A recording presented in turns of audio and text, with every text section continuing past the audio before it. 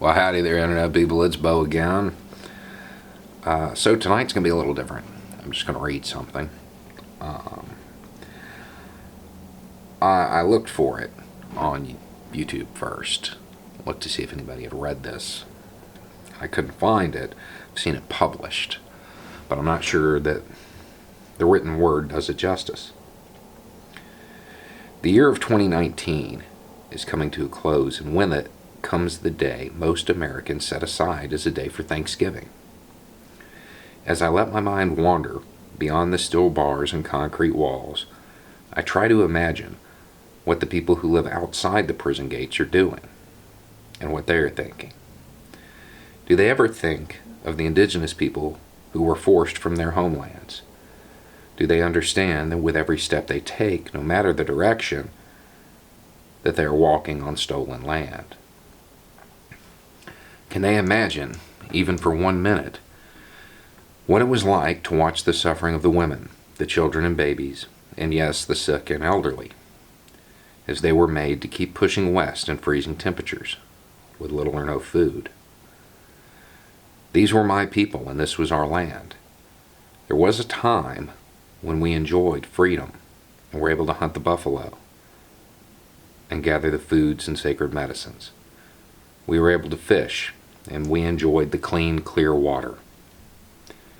My people were generous. We shared everything we had, including the knowledge of how to survive the long, harsh winters or the hot, humid summers.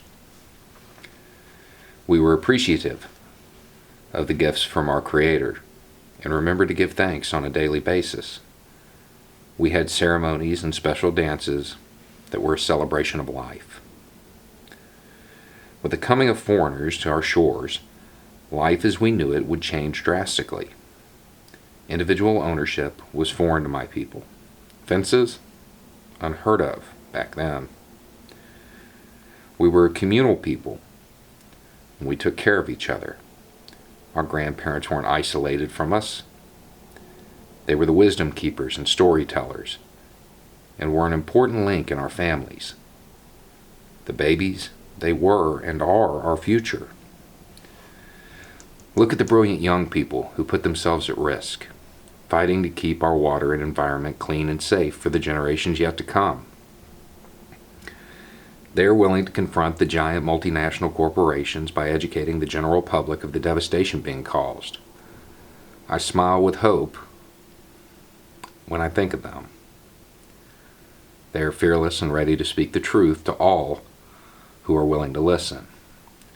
We also remember our brothers and sisters of Bolivia who are writing in support of the first Indigenous president, Evo Morales.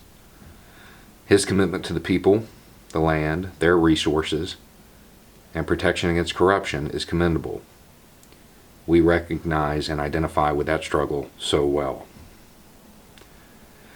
So today, I thank all of the people who are willing to have an open mind, those who are willing to accept the responsibility of planning for 7 generations ahead, those who remember the sacrifices made by our ancestors so we can continue to speak in our own language, practice our own way of thankfulness in our own skin, and that we always acknowledge and respect the indigenous lineage that we carry.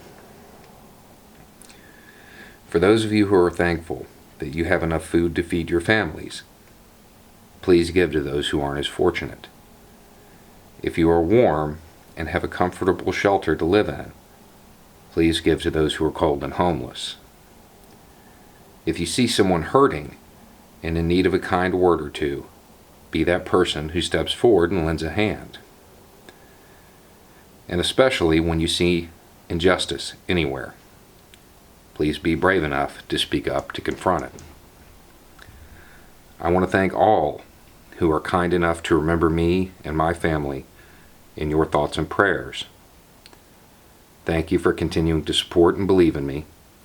There isn't a minute in any day that passes without me hoping that this will be the day I will be granted freedom.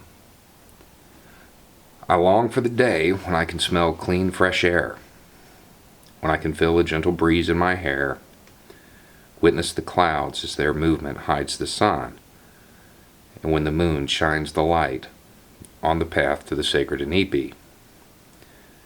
That would truly be a day I could call a day of thanksgiving. Thank you for listening to whomever is voicing my words. My spirit is there with you. In the spirit of Crazy Horse, Leonard Peltier.